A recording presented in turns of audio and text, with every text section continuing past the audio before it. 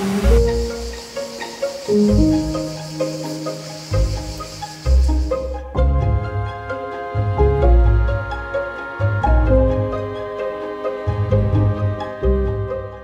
pays calcaire des coteaux du Séou est une extension des causses du Quercy vers l'ouest à la faveur d'un trait géologique régional, la faille ouest quercinoise. C'est un causse de basse altitude soumis aux influences océaniques. Les sols peu épais couvrent un substratum constitué par des calcaires compacts d'âge jurassique supérieur, c'est-à-dire compris entre 155 et 145 millions d'années. La pierre est omniprésente sous la forme de sols caillouteux sur les plateaux et de pêche, de reis ou de glacis de grèze sur les versants.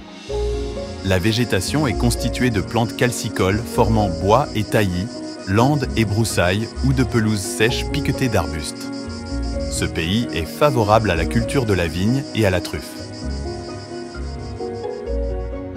Le Séou a creusé sa vallée dans le plateau calcaire depuis quelques millions d'années, en particulier au cours des périodes glaciaires quaternaires pendant lesquelles son débit était bien plus important qu'aujourd'hui.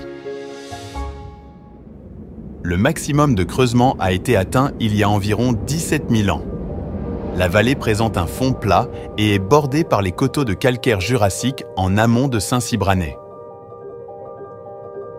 En aval, elle est surplombée par les falaises ocres des calcaires gréseux du Crétacé, d'âge compris entre 90 et 70 millions d'années, jusqu'à la confluence avec la Dordogne.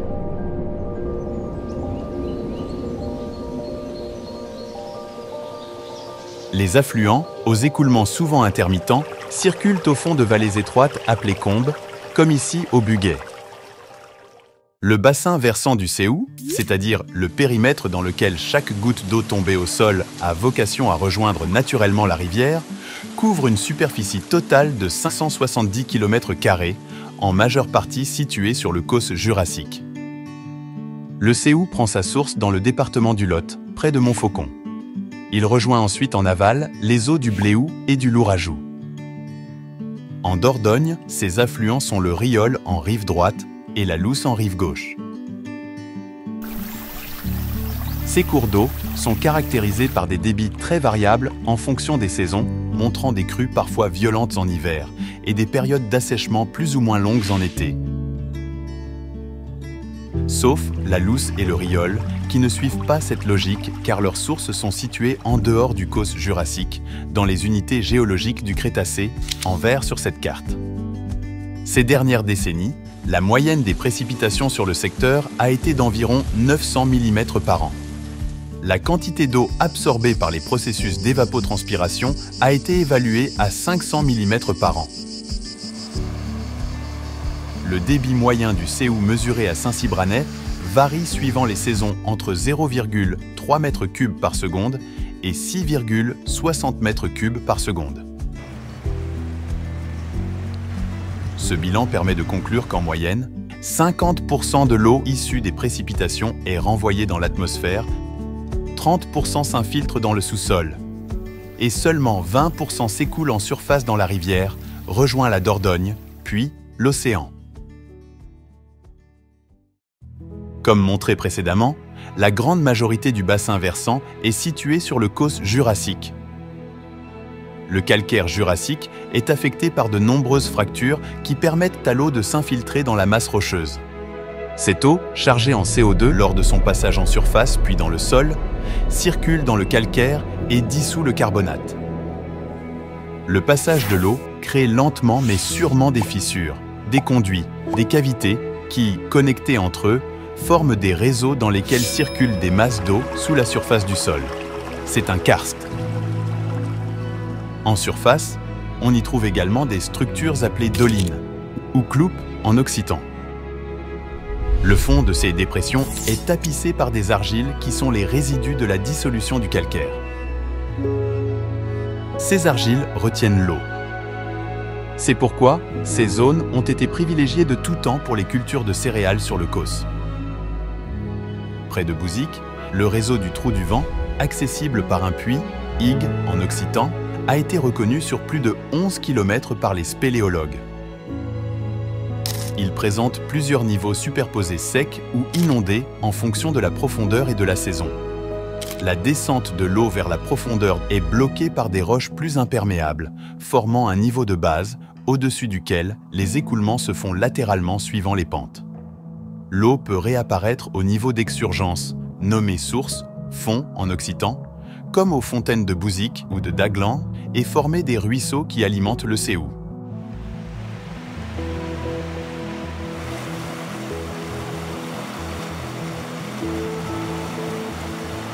Lors de son cheminement à l'air libre, l'eau trouve des conditions favorables au passage du carbonate de l'état soluble à l'état solide, ce qui provoque la formation d'encroûtements calcaires bien visibles sur les fronts de cascade de la rivière.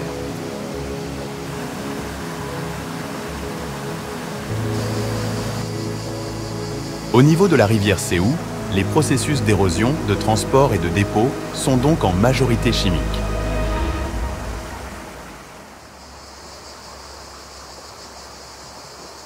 La présence d'un karst induit une interconnexion forte entre les circulations d'eau superficielle et souterraine, qui se concrétise dans la rivière par des apports d'eau au niveau des sources et des transferts vers les niveaux profonds au niveau des pertes.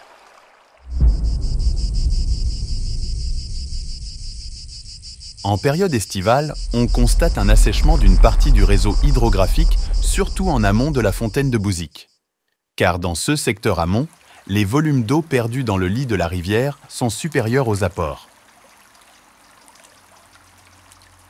Dans le secteur aval, le débit du Séou est soutenu par des sources situées près du niveau de base et par la Luce qui prend sa source en dehors du Causse.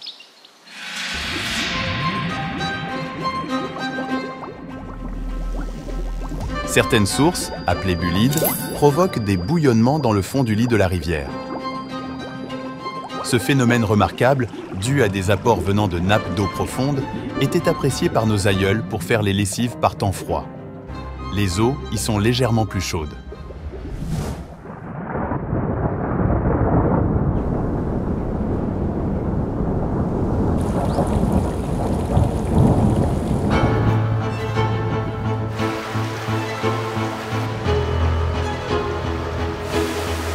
En cas de pluie, la rivière réagit après un temps de latence qui correspond à la recharge des accumulations souterraines.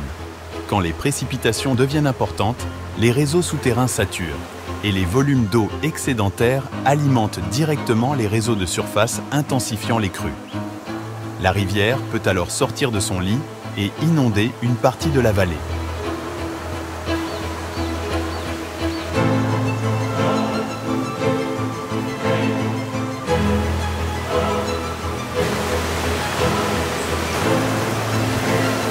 Certaines crues ont été spectaculaires au XXe siècle, mais celle d'octobre 1960 est restée gravée dans les mémoires car elle a été à l'origine de la destruction de plusieurs ponts, dont celui de Daglan. Depuis, un programme de prévention et d'alarme interdépartementale a été mis en place. La rivière est constituée de plusieurs éléments naturels en relation permanente. Un lit mineur entre deux berges qui constitue un espace de transition. Un lit majeur, espace inondé en période de crue. Sous cet ensemble existe la nappe alluviale en relation permanente avec le cours d'eau. La rivière est un milieu vivant et dynamique. Sa bonne santé nécessite des actions de préservation et de restauration pour assurer une eau cristalline en bon état. La diversité de ces écoulements par une variation de courbe, de profondeur et de pente. La disponibilité d'un espace de divagation en cas de crue. L'espace végétalisé des berges, appelé ripisylve, assure un maintien des berges, une filtration des eaux de ruissellement, un ralentissement des hautes eaux, un abri et de la nourriture pour la faune. Le long du Séou, la flore est constituée principalement d'aulnes glutineux, de frênes, de saules blancs et associés à des plantes spécifiques comme les joncs. Dans les eaux cristallines, vous surprendrez par endroits la truite fario, le goujon, l'anguille et l'écrevisse à pattes blanches menacée par son homologue américaine introduite par l'homme. en longeant les berges, vous apercevrez peut-être une salamandre, un gonf à crochet ou un martin-pêcheur. Depuis toujours, l'eau et la rivière ont été des sources de vie et d'énergie contrôlant le développement des activités humaines. Jusqu'au début du XXe siècle, l'eau des rivières et des sources est essentielle pour les activités domestiques, agricoles et industrielles.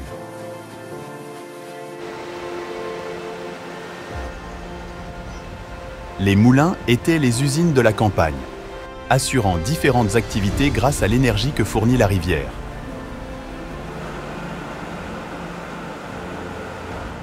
Plus de 120 anciens moulins ont été recensés sur le Séou et ses affluents. Au XXe siècle, l'arrivée de l'électricité a mis fin à ces activités. Les mises en place de captage et de pompage, ainsi que la création de réseaux d'adduction d'eau pour les besoins domestiques et agricoles, ont complètement changé le rapport entre les communautés et la rivière. Les accès à l'eau n'ont plus été entretenus, entraînant souvent l'oubli des points d'eau dans la mémoire collective.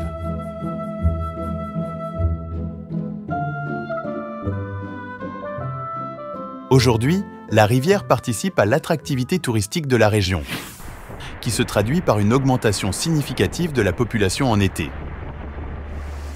Période pendant laquelle le déficit hydrique est le plus important.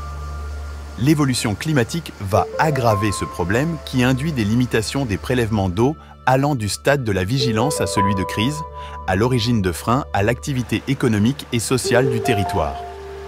En référence aux générations précédentes qui ont su développer des efforts et de l'ingéniosité pour préserver les ressources en eau et leurs accès, nous devons reprendre conscience que l'eau n'est pas une richesse inépuisable et que nous devons la préserver dans nos pays calcaires.